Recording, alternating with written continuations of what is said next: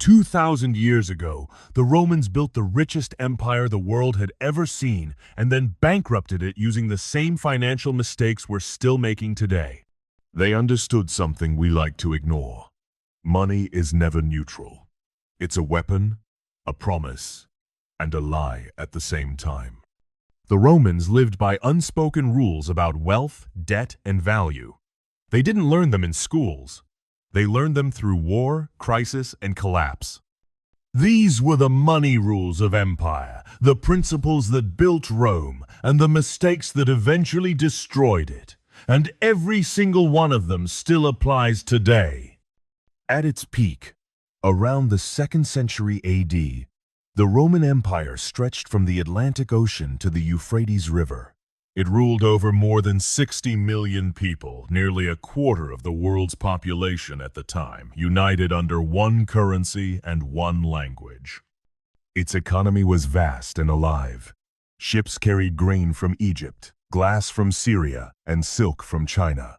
Ports and marketplaces buzzed with trade. The treasury overflowed with tribute from conquered lands. And Roman citizens believed their money, stamped with the emperor's face, would last forever. The Roman denarius was trusted like the modern dollar until it wasn't. In the beginning, Roman money was solid in every sense. Gold and silver coins had real weight and real value. When someone bought bread, they paid with metal mined, refined, and stamped by the state. Money wasn't abstract. It was labor, frozen into coin. But as Rome expanded, that same money became its most powerful weapon and eventually its greatest curse. Rome's wealth didn't come from innovation or productivity. It came from conquest. New land brought slaves, mines, and taxes. War paid for itself, as long as Rome kept winning. The problem was simple. What happens when an economy depends on expansion and expansion stops? When conquest slowed, the system began to crack. The state still had promises to keep, armies to pay, cities to feed, loyalty to buy. With fewer new resources coming in, Rome turned to financial tricks to cover the gap. It borrowed more, it taxed harder, and eventually, it began manipulating its currency. Finance became a way to hide decline. Emperors and generals stayed rich, while ordinary citizens were slowly crushed under debt, inflation, and corruption. Rome didn't collapse overnight. It unraveled as trust in money slowly faded, and the Romans saw it happening. Their thinkers warned them. Cato the Elder preached discipline, arguing that luxury rots a society from within. Cicero wrote that greed destroys nations faster than foreign armies. Seneca warned that wealth should serve the wise, not rule them. Even Marcus Aurelius reminded his people that fortune isn't freedom, it's temptation.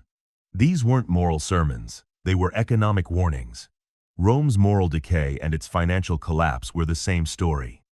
The paradox was cruel. The bigger Rome grew, the more it needed to feed its appetite for wealth. The state became a machine of consumption. Provinces were taxed to pay legions. Loot funded debt. Coins funded promises. And every coin carried a message more powerful than any speech. The Romans lived by 5 money rules. Those rules built the empire and predicted its fall. And every one of them still shapes our world today. Rule 1. All money is political.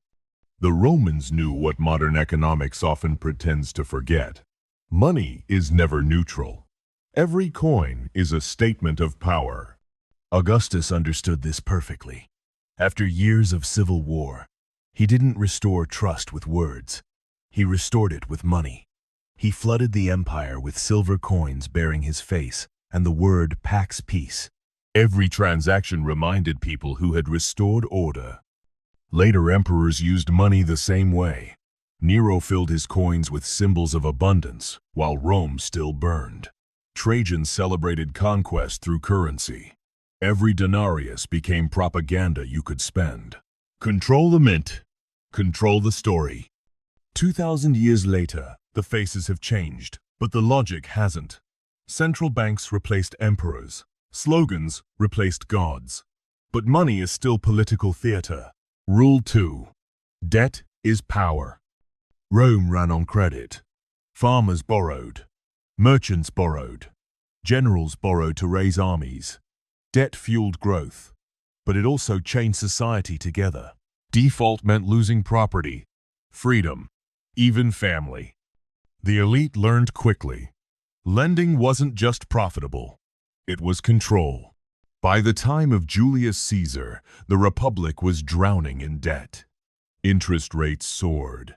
Families collapsed. Caesar canceled part of the debt, not out of kindness, but strategy. It bought loyalty. Rome was always rich, yet always broke. Not because of debt itself, but because it became dependent on it. We call it credit expansion today. Different name. Same trap. Rule 3. Luxury is a virus. Early Rome prized simplicity. Wealth meant land and virtue. Luxury was seen as weakness. Laws even limited how much gold people could wear or how many guests they could invite to dinner.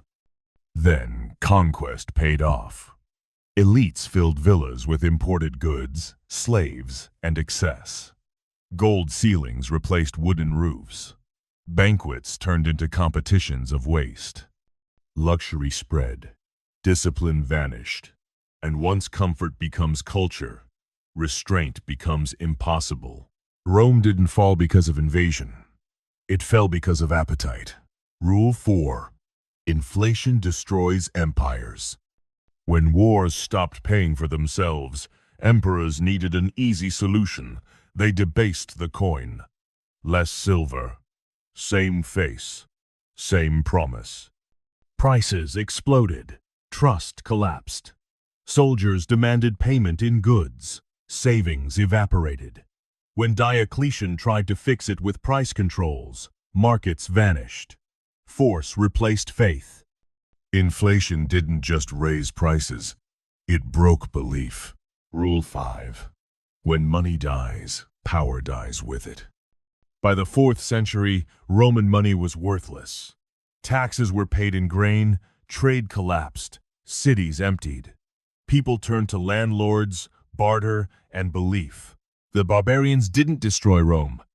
They walked into the vacuum left behind when trust disappeared. That's how civilizations fall. Not with swords, but with spreadsheets. The Roman experiment never ended. It changed costumes. The denarius became the dollar. Silver became credit. Emperors became institutions. But the logic stayed the same. We spend more than we produce, print more than we earn, consume more than we need. We call it growth. Rome called it destiny. Money is character, and when a society forgets that, collapse stops being a question of if and becomes a question of when. If this gave you a new perspective, hit subscribe. History has the answers.